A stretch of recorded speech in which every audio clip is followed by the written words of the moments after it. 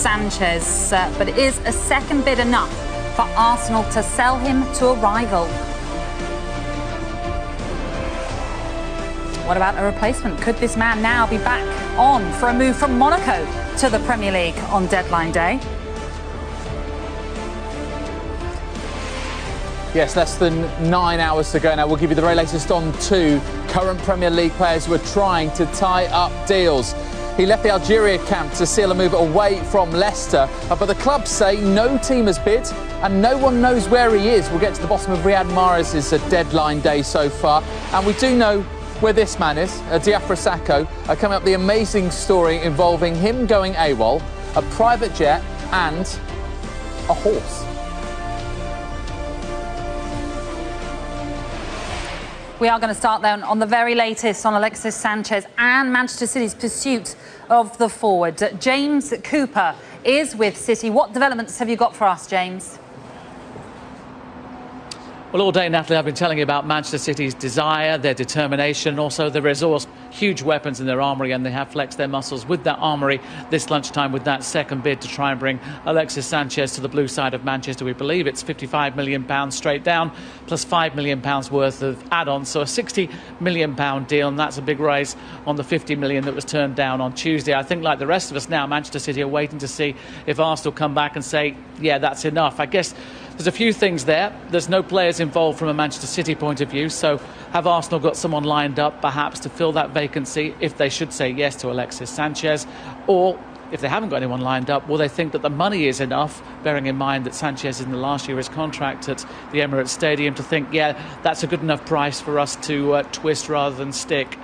I think Manchester City are hoping that it will be enough, clearly, but they have the resource to go further if they need to. And as I say, they're very, very keen to get hold of this player and do this deal if they can, and also sticking to their guns and making sure it is cash only and not involving any players. They've got maybe a little bit more leeway when it comes to finance. It seems a funny thing to say with Manchester City, but Wilfred Bonney is way down the road, literally and metaphorically, towards a return to Swansea City. We believe that worth £12 million. We also believe that El Hakim Mangala is considering a £23 million bid from Crystal Palace to take him to London from Manchester after his couple of seasons here under Pep Guardiola. So all those things are happening all around us. We also believe as well that one of the young prodigies here at Manchester City, someone they had big hopes for, Jadon Sancho, his time at Manchester City looks to be coming to an end. They've agreed a deal with Borussia Dortmund, so plenty going on. I think all those things happening, and of course the centre-back issue may be well unlocking a deal for Johnny Evans too. So there's a lot of people rushing around with lots of things to do here at Manchester City. It is a big day, but clearly the biggest plate that's spinning right now is Alexis Sanchez, and I guess, carrying on with the metaphors, the ball is very firmly now in Arsenal's court with a £55 million cheque on it and an add-on of £5 million as well. James, thank you very much indeed. As you can see, we've been joined by Charlie Nicholas and Phil Thompson for their little stint here on Deadline Day. Welcome along, afternoon, gents. guys. Tale of two Sanchez's right now. As you can see at the bottom of your screen, Swansea have signed Renato Sanchez from Bayern Munich on loan, which is a very interesting loan transfer. We'll be speaking to James Cole, who is our reporter at the Liberty Stadium in a bit. But let's talk about Alexis Sanchez. Charlie, £60 million potentially to Manchester City. What do you make of that? Well, when it started yesterday, I think Arsenal would like a player in exchange. I don't think Man City are interested in selling, but they just want it straight cash. Arsenal have no choice now. They've got themselves in a corner, they're trapped against the ropes and they can't get off the ropes. They have to sell Sanchez. He doesn't want to be there. It's good money with a 12-month contract left in the situation. He's the best player. It doesn't matter. Arsenal have created their own mess here. We're against the ropes and we can't get off. So they boxed themselves into a corner, basically. Why have they allowed that to happen, Phil? I absolutely don't know. And I know Wenger flagged it up there. Is it going to worry us? Absolutely not. World Cup year, he's got to play. He's got to play to his potential. You see the start of the season, he only comes back against Liverpool, certainly not fit enough. Can Arsenal afford for this to be played out between now, January then till the end of the season? It's upsetting. Look at what happened with Wenger in that not sorting out his future, how much that impacted, and he had to admit it in the end. So I think it is a massive mess. I don't know. Well, I think it all will. And with Charlie, they have to let him go, and so that they can settle at least with the squad who actually want to be there. Last season, as soon as he refused to sign, that was the time to say, hands up, you can go in the summer. And this mess wouldn't have been created, but they've hang on, as Arsenal always do. Who's running this football club? I am seriously confused about what's happened to my football club. It really is starting to get a panic. And it's so negative at the moment, and a cracking day when it should be so exciting. My goodness, only 5 minutes in and already we've got Charlie weeping into his coffee. But Charlie, I mean, how much has this been caused by Arsenal's attitude towards players getting close to running down their contracts, getting to the last 2 years, last 18 months? Last year, they might have got some good money for Alex Oxlade-Chamberlain, even though he was into us last year, but how much has that situation contributed to this? Well, it's the same thing, because the manager plays the same game. He runs his contract really late. Then he'll just suddenly surprise you and say, we won the FA Cup. The FA Cup has kept the manager in this position. That's what's kept him here. But to treat the players the same way in the modern day term, it's all right saying in the future people might run down their contract. So be it. This is the now. This is now. And Arsenal at the moment are lucky if they're going to be competing with Everton. I really do. They are missing the point of the top four. After all these years of missing out, they have missed the point on it. See, many years ago, I was at Liverpool working with Geordie, giving you advice what you do. In that day, he said, no player. Steve McManaman run down his contract. He said that will never be allowed to happen. We let it happen with Michael Owen, but Gerrard was convinced. But he said, Phil, any players in the first team squad, we never let it run down. If it gets to 2 years, they don't want to sign, we have to sell them. And that is it. The only way it's changed now is you've got a tier factor. Your main players, your big players, your superstars, they won't sign in 2 years. You have to sell. Maybe the lesser players you could wait till 12 months ago, but your main stars, you have to get it done. If not, they're gone. OK, plenty more to come from Phil and also from Charlie, especially given the fact that we've got... he's ready for the fight, I love it. It was going to be a busy day. It's interesting, especially because of, obviously, the transfers between Arsenal and Liverpool, and potentially another one with Thomas Lemar, the player being fought over by the two clubs. But, as advertised, let's head to Swansea. Breaking transfer news from James Cole. James, talk to us about Renato Sanchez, please. Yeah, confirmation. We were expecting it, and it's happened. Sanchez will join Swansea City on a season-long loan. This is one of the biggest transfers, you've got to say, in Swansea City history. He was a man linked with Liverpool, Chelsea, Juventus, Monaco, a number of big clubs, but the Paul Clement link has been key here. The former assistant manager at Bayern Munich, Paul Clement, his contact with Ancelotti, his contact with the player, and of course the fact that Swansea are not in the Champions League, they're not a rival for Bayern Munich, and then of course that Sanchez needs first team football and he'll get guaranteed that here, have meant that Swansea have made this happen. So a massive signing for Swansea City. He'll come in as a direct replacement for Gylfi Sigurdsson, an attacking player, a huge prospect, signed from Benfica for Bayern Munich for £27 million last summer. Made just 4 Bundesliga starts, so he didn't quite didn't have the impact that Bayern Munich want, but he will now be playing this season here at Swansea, and what a signing for Swansea. Any fears the fans may have had over Gylfi Sigurdsson not being replaced, well, this man does just that. Thank you, James. OK, let's now get the thoughts of Jamie Carragher, who joins us live now from Merseyside. Developments today, Jamie, thanks, by the way, for joining us, on Alexis Sanchez. If you were Arsenal, would you be selling him now, and would you be selling him for that £60 million fee? Yeah, I think so. I mean, he's in today's market, he's possibly worth probably 100 plus, 110, 120. He's a top player. A year to go. I think if you get 70 million for him, it's still a great deal with 12 months to go on his contract. But I think they have to replace him if they can. I'm hearing lately now that in the last few minutes or so, the back in for Lemar, that could happen from Monaco. And if they could do that, I think it probably would work out best for them, because, as I said, he doesn't want to be at the club. 12 months to go. I don't think it's worth keeping him, and then you can go for nothing next season, get your money in and get a player who wants to be at the club and can maybe sign a contract for 4 or 5 years. Jamie, from Alexis to Alex, and Oxlade-Chamberlain particularly. James, actually. Jamie I was going to say, do I sound like your mum when I talk like that? Alex Oxlade-Chamberlain, is he more of a loss to Arsenal, or is he more of a gain for Liverpool? Which is sort of the bigger move for the bigger club? Sorry, I lost you there for a little bit. What was that? Is that about Oxlade-Chamberlain? Is he a bigger loss to Arsenal or a bigger gain for Liverpool? Good question, that from you. It's only because I called you James. I'm not. Yeah, I'm not sure, to be honest. I mean, it's an. I think actually, I think you should sort of applaud the fact that the reports say he's taking less money than he was going to be offered at Arsenal. He wants his career to progress, maybe in a different way. So you have to applaud him for that. He talks a lot about playing central midfield, so I'm going to be interested to see how that one plays out, really, because Liverpool have probably got 5 or 6 central midfield players really good. And I'm not sure Oxlade-Chamberlain, when everyone was fit, would get in that midfield 3. You've still got Coutinho and Lallana to come back to the players who performed so well at the weekend. So it remains to be seen to me how that one's going to work. In terms of bringing him in, I think he's a good player for the squad at this moment. And but central midfield, I'm still scratching my head on that one because I haven't seen enough of him in that position really.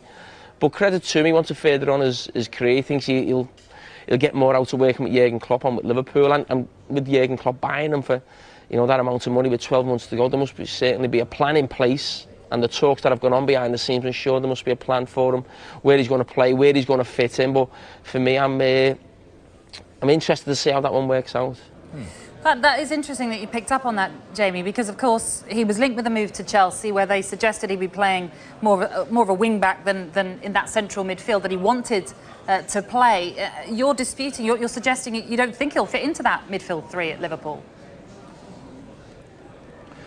Well, the thing about playing wing back, I mean, I played different positions in my career, and at times you do want to nail down one position and stay there, and I think you'll get your best form from there. But I always felt sort of Oxlade-Chamberlain at Arsenal, he actually only became a regular when they went to wing backs. That's where he seemed to be the one in that squad where you knew he was going to play every week. Had a great end to the season, certainly in the FA Cup as well, winning the Community Shield, playing that position, and it felt like finally Arsenal had found a position for him. I'm sure he would have had conversations with Arsene Wenger saying he wanted to play central midfield, but he never felt he was maybe better than what he had in those positions. Also, he hasn't had a great injury record as well, so that never helps. But going forward, I just think Liverpool's midfield 3 were outstanding against Arsenal. Yeah, it's only one game, but you've also got Coutinho to come back, and Adam Lallana, obviously Coutinho, Liverpool's best player last season. Adam Lallana was outstanding as well. So if you say he's maybe more of a backup, or he could play when sort of Mahrez and Salah were out, that would probably make more sense.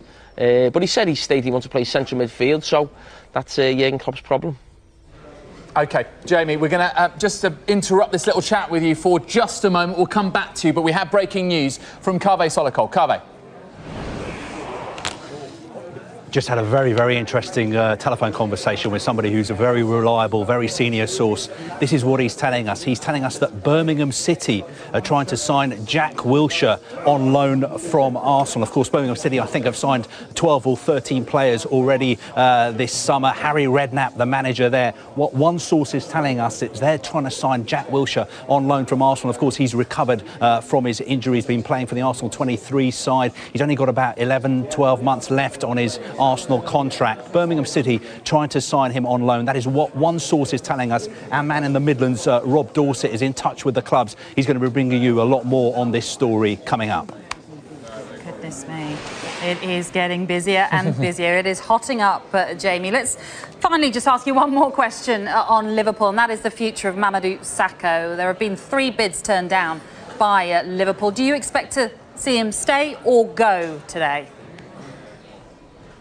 First of all, cutting me off for Jack Wilshere going to Birmingham on loan as breaking news. That's not breaking news. Virgil van Dijk going to Liverpool will be breaking news later on tonight.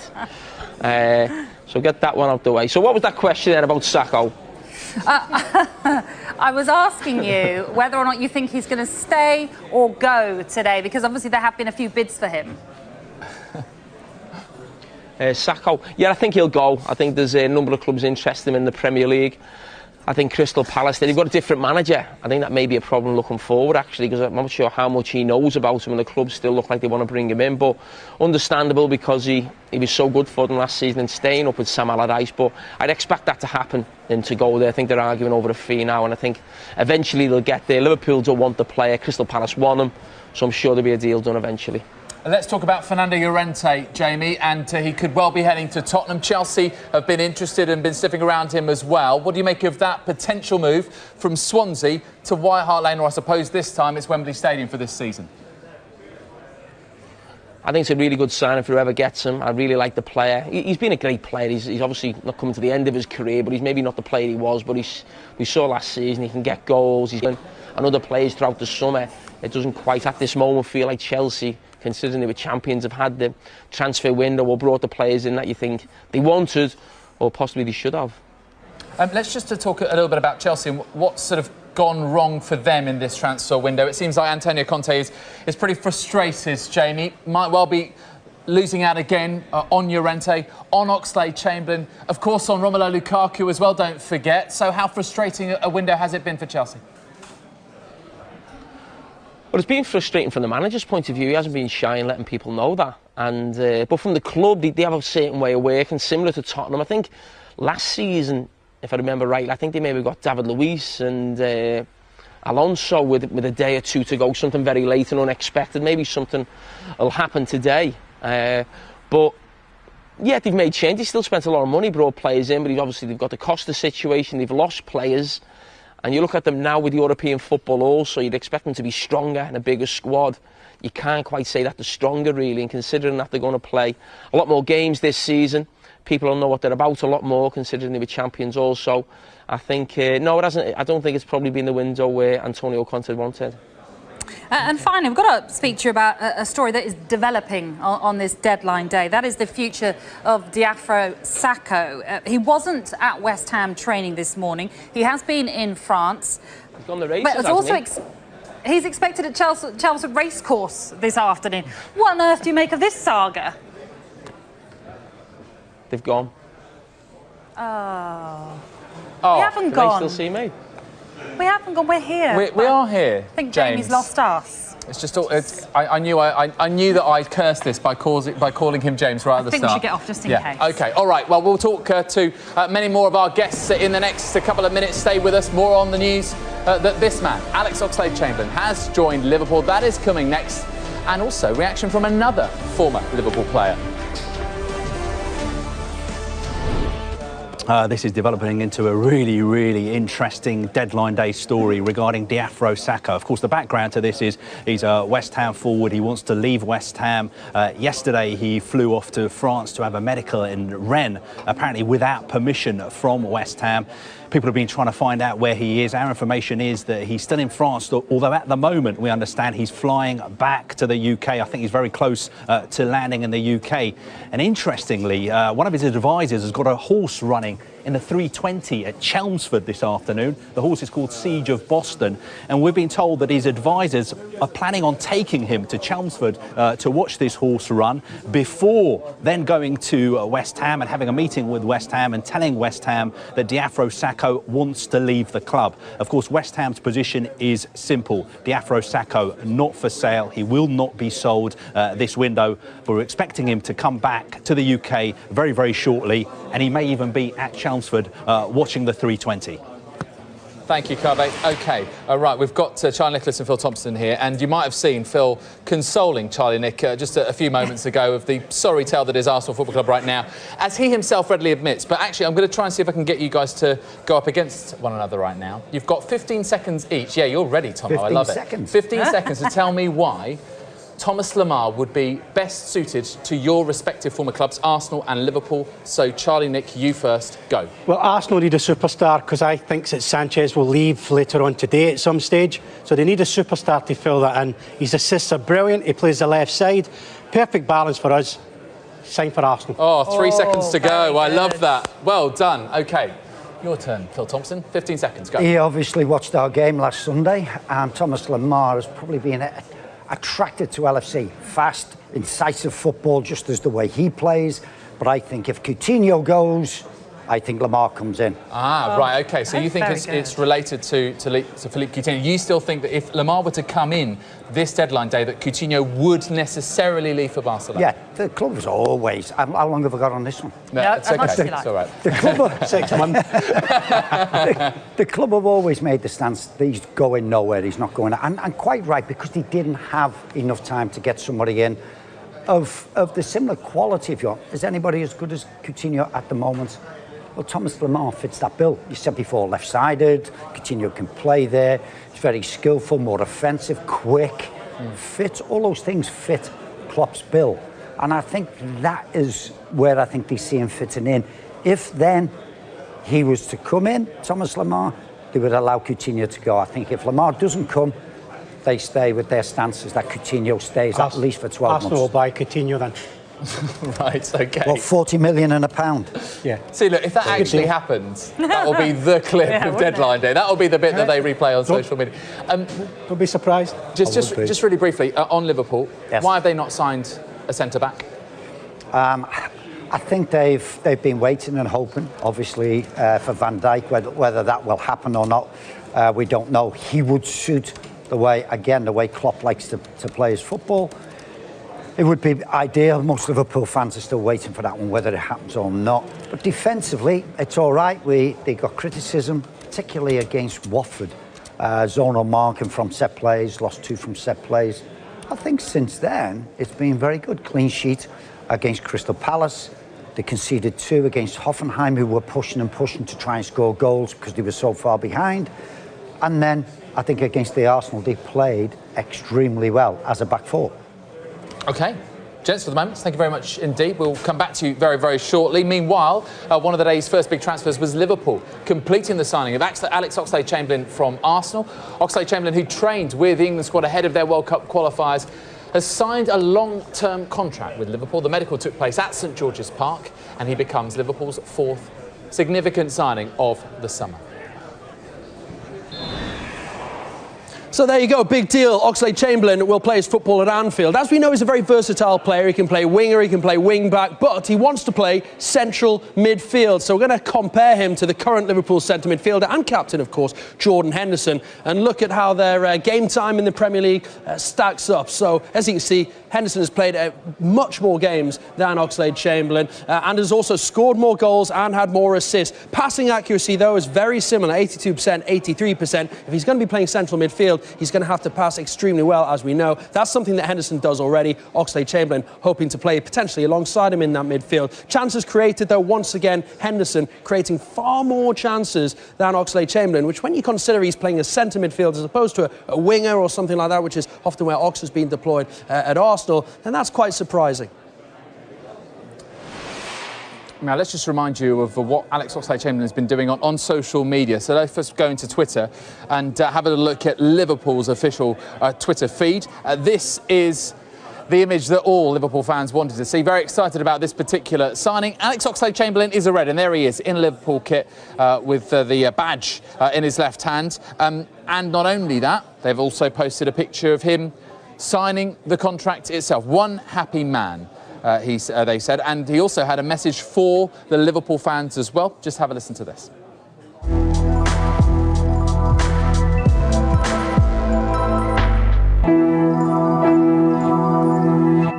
Hi everyone, it's Alex here. As you know, I'm currently away in England, so I'm at St George's Park. So I'd like to say firstly, I'm very delighted to have signed for Liverpool, and a big thank you to everyone here at the FA that's made this possible today using the facilities. It's been a massive help. I'm not going to say too much today. As you know, I'm here with England and we've got 2 big games coming up, so I want to focus on them. But I can't wait to get to Melwood, and you'll hear first from me on LFC TV. I'll have something good for you. This man is full of messages today. This is one for the Arsenal fans, and this is from Alex Oxlade-Chamberlain's own Instagram. After 6 years, 3 FA Cup wins and countless incredible memories, the time has come for me to move on from Arsenal. I want to publicly thank Arsene, the coaching and club staff and my amazing teammates for all of the incredible opportunities I have been given. Thank you so much to you, the fans, who have always had my back. I honestly couldn't be more grateful. The club and my time here will always mean a massive amount to me. I know my choice might come as a surprise to many, and the decision to leave was tough after being a part of the club for so many years. But I feel that this move is right for the next stage in my ongoing development. One bit of breaking social media for you, and it is this. And it comes from Instagram, and it's a picture of Jordan Henderson with Alex Oxlade-Chamberlain. There he is, shaking his hand, giving him a little embrace, and simply the message, welcome the Ox, England teammates and now Liverpool teammates as well. OK, so that is a done deal then. We know that Oxlade-Chamberlain is now a Liverpool player. Charlie, we've got to ask your thoughts on it. Is this good business for Arsenal, considering he only had the rest of this season to go? Yes, I think it is. I think the honesty of the lad the other week when he knocked back, I know they're saying 180,000. I don't think it was as high as that. But it wasn't about the money, Natalie. It was simply about playing football. And it's encouraging to hear that. They get the money anyway, we know that. But it was encouraging that he just said, you know what, it's time for me to move on.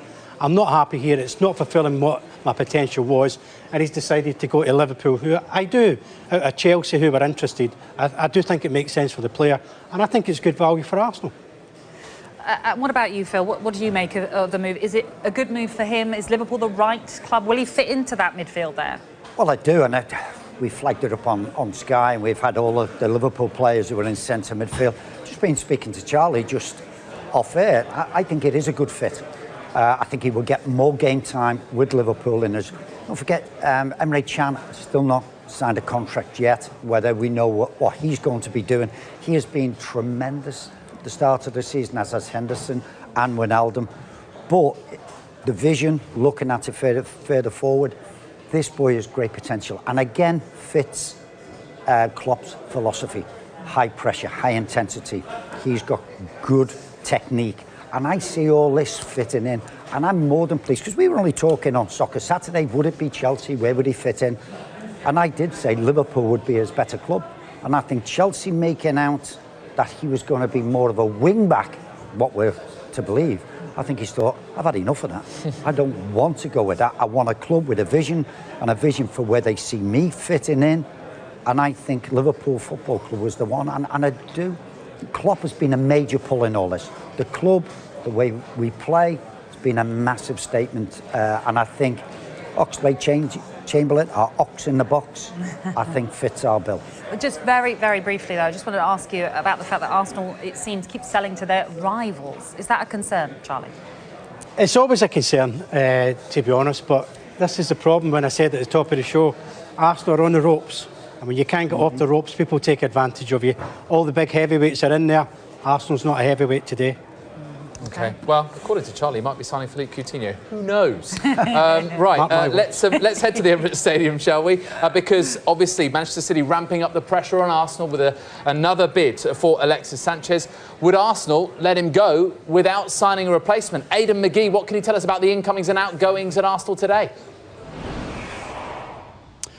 Well, the simple answer to that, David, is no. We understand that with that incoming bid, that second bid for Manchester City, worth a total of £60 million, 55 up front plus 5 in add-ons.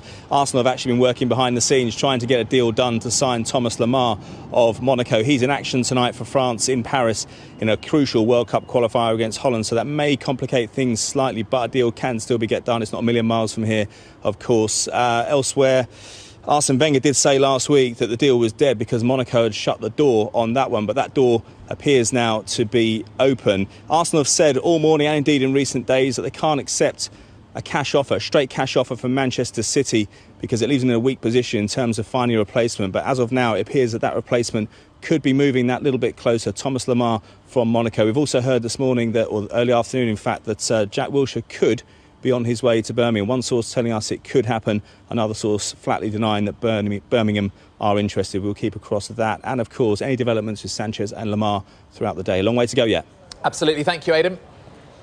It certainly seems to be a disappointing window so far for Chelsea. They've missed out on a number of key signings, but let's find out what's happening with them. There's some breaking news. Anton Tolui is at Stamford Bridge. Yeah, breaking news, and one of a potential signing for Chelsea. Sky sources in Italy and our colleagues at Sky in Italy as well telling us that David Zappacosta, the Torino right-back, has agreed a deal to join Chelsea. A fee of around £23 million has been agreed between the two clubs, plus a few extra couple of million in add-ons as well. Now, Zappacosta is a 25-year-old right-back, would fit in perfectly within the right wing-back system. It's what he's played for Italy before. He's played 4 times for his country.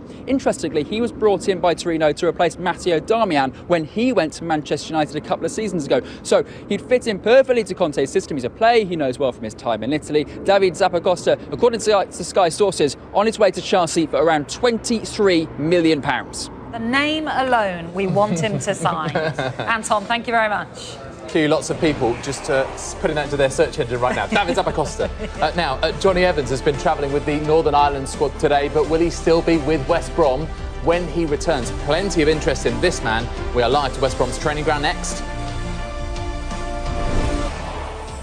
The breaking news is an outgoing at Stoke. Ginelli Mbula, they have announced, has joined Toulouse on loan until the end of the season. Yeah, he only signed for Stoke in the winter transfer window. He's been at Stoke City now since joining from Porto. So that was the 2016 winter transfer window. So that's about 18 months. But it means that he's had 5 clubs in 5 years. And he obviously can't see his immediate future at the Bet365 stadium. But if he's heading elsewhere, well, maybe he has nothing to lose. Oh. Let's head to Pete Graves at the transfer zone.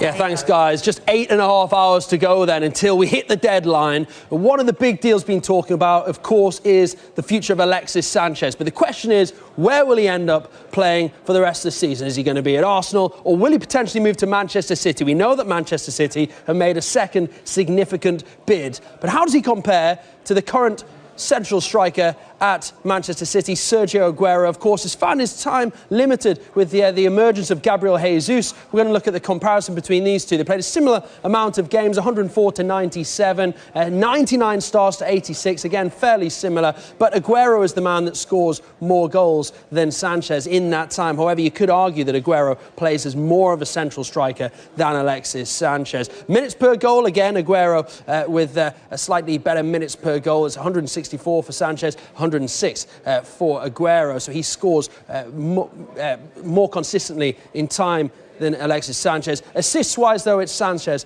that takes the biscuit for this one. 22 to 13, a lot more assists being created by this man. But as mentioned, Aguero, you'd have to say, more of a central striker than Sanchez. But no doubt at all, Man City want this man. They absolutely do. Right, let's head to Scotland. Rangers having a busy day of it. They've already secured one signing. Let's cross to Mark Benstead live in Glasgow, who's got more details for us. Hi, Mark. Afternoon, David. Yeah, deals slowly but surely getting done here in Scotland, and one of them has come at Rangers in the form of Declan John, their 11th signing of the summer. He arrived in Glasgow yesterday for a medical and then turned up at Ibrox this morning to finalise the deal. It is a deal on loan till the end of the season from Cardiff City. He's a 22-year-old fullback. So Pedro Caixinha been busy in the transfer market so far. 11 in as it stands. Still keen perhaps to try and add another. At the moment, nothing immediately on the horizon. Across Glasgow and Celtic, they're continuing their efforts to bring in a forward player and a centre-half. The striker in question is Odsonne Edouard, a 19-year-old French youth striker who would come on loan from PSG. I'm told talks regarding the signing of that player are ongoing. Elsewhere in the Scottish Premiership, Motherwell have rejected a bid from Oxford United for Chris Cadden. I'm told the fee was around £450,000. For Hibs, the interest in John McGinn continues. So they've had 3 bids. They've knocked back 3 bids from Nottingham Forest for the midfielder. It looks like he's going to stay, though, at Easter Road because he flew out with the Scotland squad this morning from Glasgow Airport ahead of the World Cup qualifier against Lithuania tomorrow night. So that one at the moment looks to be unlikely. Elsewhere in the division, Aberdeen, their striker Jayden Stockley is set to join Exeter City on a permanent deal, signing a 3-year contract. And Hearts are doing a bit of business. A Serbian winger has arrived, Manuel Milinkovic. He's turned up in Edinburgh this morning with a view to a loan move until the end of the season. Earlier today, they signed a young fullback from Wraith Rovers in Ross Callaghan. So deals are starting to fall into place here in Scotland. Of course, we do have an extra hour to get business done. The deadline here is midnight. Thank you very much indeed, Mark. OK, so we know that one deal has already been done at Liverpool today. Who else could the club be signing on deadline day? Vinny O'Connor is there for us. Vinny. Yes, Alex Oxlade-Chamberlain signing for Liverpool in a £35 million deal. It's worth £120,000 a week to him across the 5 years of that contract. He's also thanked the Arsenal management staff. He's thanked his former teammates as well as the fans. And he finished by saying, I know my choice might come as a surprise to many, but I feel this move is right for the next stage in my ongoing development. As for potential other arrivals at Liverpool today, well, we know about their interest in Thomas Lemar, and it might be interesting to get the thoughts of Phil Thompson and Charlie Nicholas on this one, because our information at the moment is that Liverpool have no plans to go in and rival Arsenal for the signature of Thomas Lemar if they're given any encouragement. That's our understanding of the situation at the moment. We also understand that if Liverpool are to test the resolve of Southampton and make a bid for Virgil van Dijk, then Southampton's stance will remain the same, that he's not for sale, in much the same way as we expect Liverpool to do the same if Barcelona had to come back in for Phil Coutinho. One deal we do expect to get done, that's the loan move of Divock Origi to Wolfsburg. That would involve a £6 million loan fee as well. We're also expecting developments as regards the future of Mamadou Sakho and Lazar Markovic. OK, Vinny, thank you. OK, to Johnny Evans, who is very much a man in demand right now. Possible suitors, Manchester City, Leicester and Arsenal. Let's cross live now to Rob Dorset, who is at West Brom's training ground. So how is this situation playing out at present, Rob? Well, right at this very second, Johnny Evans has just arrived in San Marino. Along with his Northern Ireland teammates, we're told the plane has just touched down, and he should be coming out into the airport over there very, very soon now. The pictures you're looking at now are him getting on that plane, or getting ready to get on that plane, at Manchester Airport earlier on this morning. So, from here, how do we get to a situation where Johnny Evans can sign for Manchester City or another club? Well, we understand that Leicester City's interest has cooled. Manchester City's interest hasn't cooled. They're still very keen on him, but they haven't made any further contact or any further bid with West Bromwich Albion for several days now. So are they playing it cool? Are they just trying to leave it late to try and push a deal through late in this transfer window? Of course, Manchester City busy with other transfer business as well. Are they trying to deal with one at a time? We don't know, is the truth. But West Bromwich Albion are certainly bracing themselves for more interest in Johnny Evans. But medicals may be difficult because he's around the other side of Europe at the moment. So a fascinating one how that will carry out. Unless he goes, or unless there's big money for Nasser Chadli in the region of £25 million plus, then West Bromwich Albion won't be bringing any new first-team players in. I say first-team players because, breaking news here on Sky Sports News, I'm told that a Chelsea youngster is on his way to this training ground right now to have a medical with a view to a possible deal. It's Carl Jameson. He's an 18-year-old midfielder. He's been part of Chelsea's development squad. He's very much part of Tony Pulis's plans for the future here. They've got a good number of youngsters already at West Brom, but he would go into the under-23 squad. It sounds like they're discussing a one-year deal if he goes through that medical, but we'll keep you posted on Sky Sports News when he arrives and how that progresses. It isn't done yet. That's Carl Jameson, a Chelsea defender who is close to joining West Bromwich Albion on a one-year contract. But as for the bigger names and the bigger stories of the day, it could be huge if Johnny Evans does leave West Bromwich Albion and how Tony Pulis reacts to it. We know he's got other targets lined up, but at the moment he doesn't have the money to spend on those targets unless Chadli or Johnny Evans goes. Thank you very much indeed, Rob. The plots thickening in the Championship. Could Jack Wilshere be on his way to Birmingham?